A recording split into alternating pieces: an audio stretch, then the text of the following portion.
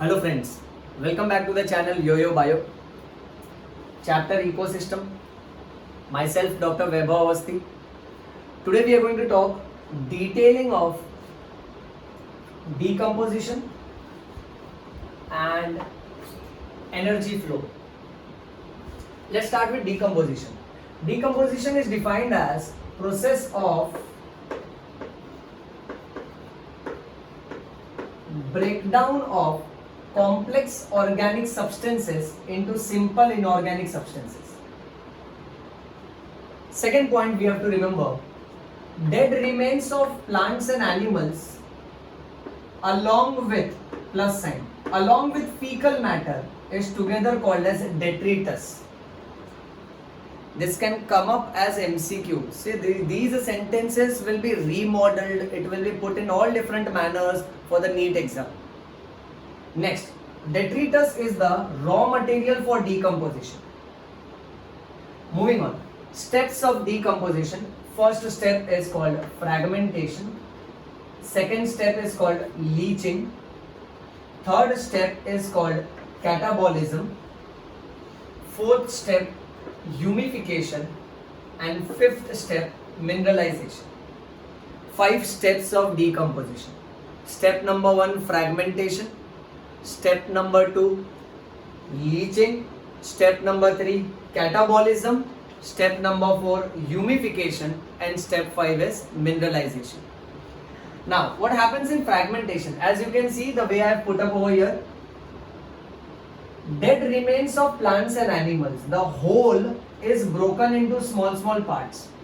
See, what happens is after death, there are these animals which will tear the flesh of the body and they will break it into small parts. This breakdown is called as fragmentation. Moving on, leaching. In leaching, what happens is, let's say suppose this is the ground level. Now, whatever water soluble part of the body is present above the ground, because of rainwater or because of the surface water, the water soluble part gets dissolved and it starts percolating, or you can say it starts seeping down. So the water soluble inorganic material starts seeping down. You see this coming down? It goes deep down into the ground and there it will precipitate. And there it is always locked in the form of unavailable salts. So this process is called as leaching. Then above this ground, let's say again this is the ground level. Now above this ground, whatever water insoluble part is left after, that is broken down by bacteria and fungus into simple inorganic substances. This process is called catabolism. Notice, fragmentation also involves a breakdown, catabolism also involves a breakdown. The difference is, fragmentation mein breakdown is done by macroorganisms, whereas in catabolism the breakdown is done by microorganisms. Here bacteria and fungus will break down the material. Here macroorganisms like flies, like mosquitoes, like vultures, like worms, they are going to break down. So let's revise these 3 steps in short. See, in fragmentation what happens is, the dead body, the flesh is eaten up, the whole is broken into parts. That's fragmentation. Leaching, what happens is, whatever water soluble part is there gets dissolved and it percolates deep down into the ground and it gets precipitated. Catabolism, water insoluble part which is now left above the ground is acted upon by bacteria and fungus and it is further broken down. Next step, humification.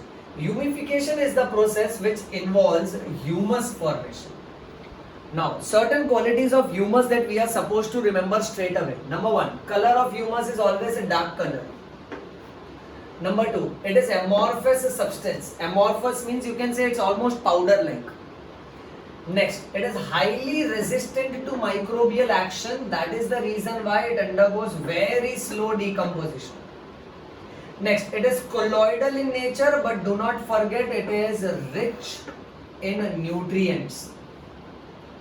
So these qualities of humus याद कर ले एकदम अच्छे से, बाद में फिर exam में आया तो बोलना नहीं करके. Extremely important.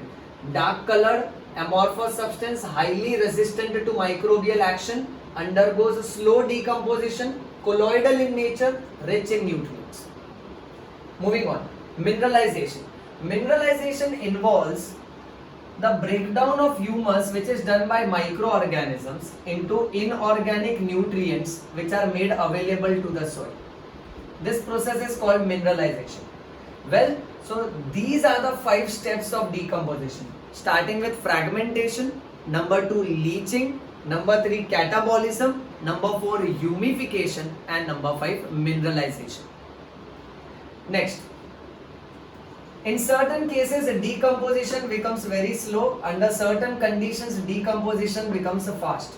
If the detritus is rich in lignin and chitin, or you can call it as chitin also, whatever is comfortable. If the detritus is rich in lignin or chitin, decomposition is slow. If the detritus is rich in nitrogen and sugar, then the decomposition is fast. Warm and moist conditions will make a decomposition faster. How do we remember this? Very easy. If the food is moist, it gets spoiled very quickly. Second, during summer season, the food gets spoiled very quickly. Take opposite of it. When you keep your food inside the refrigerator or when you keep it absolutely dry, decomposition is slow. Last, decomposition is slow under anaerobic condition. Anaerobic condition is absence of oxygen. Since there is no oxygen available, that is why microorganisms cannot break it down. Moving on. Next. Now, after this, the entirely new topic in itself is energy flow. In energy flow, the first point that we have to remember is less than 50% of the sunlight that falls onto planet Earth, less than 50% of it is photosynthetically active radiation. This full form is very important. I repeat it once again, PAR, photosynthetically active radiation. So the total quantity of sunlight which falls onto planet Earth, out of that less than 50% is photosynthetically active. And in that less than 50% also, plants utilize only 2 to 10% of this radiation for photosynthesis.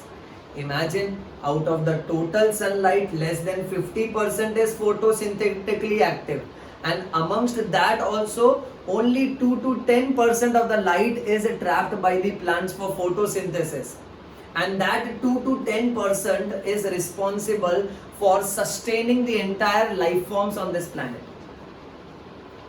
Moving on. Next, organisms which produce their own food, they are called as producers, also called as autotrophic.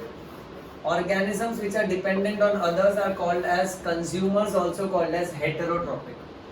Some examples of producers on a terrestrial ecosystem is herbaceous plants and woody plants.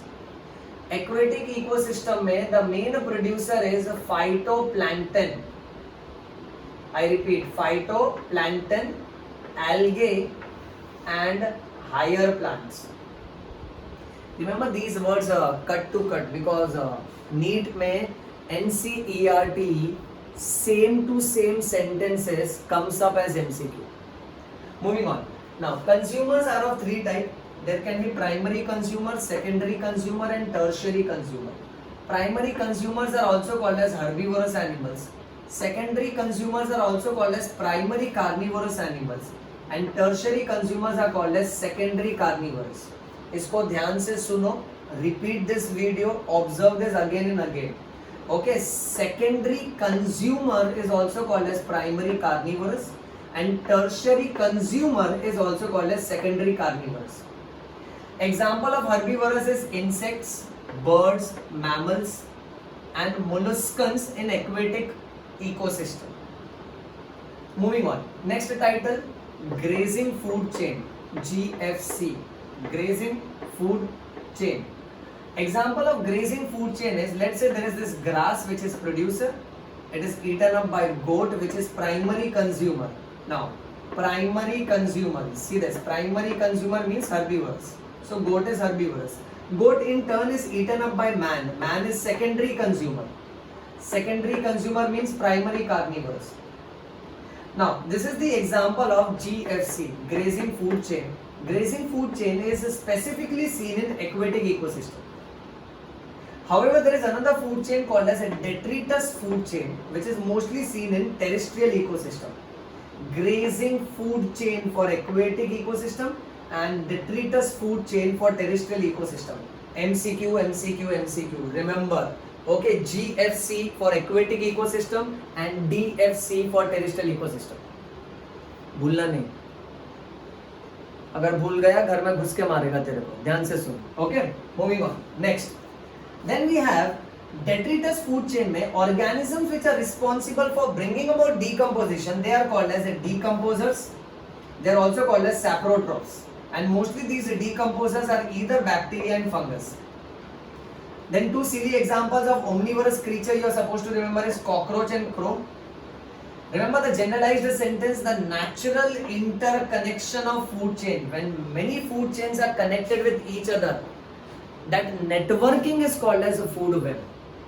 See, when we have one-to-one connection, let's say grass eaten up by goat, goat eaten up by lion. But when you have grass eaten up by goat, grass eaten up by rabbit, okay, rabbit eaten up by lion, and let's say goat eaten up by lion. So when you have many such food chain where one organism eats multiple other organisms and in turn is being eaten by multiple other organisms, that's food web. But when you have only one-to-one connection, one organism eaten up by another, that is called as food chain. Just remember, like a simple imagination, food chain. So chain is interlocked connections one after another. You see, chains. And web is like spider web. One point is connected to multiple other points. So I come back to the generalized sentence. Natural interconnections of food chain is called as food web. Well, that's all for today's lecture.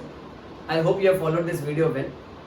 If you have understood this and this is benefiting you, hit on to the bell icon, subscribe, remain updated, because we are going to update much more videos which will be word to word from NCERT textbook.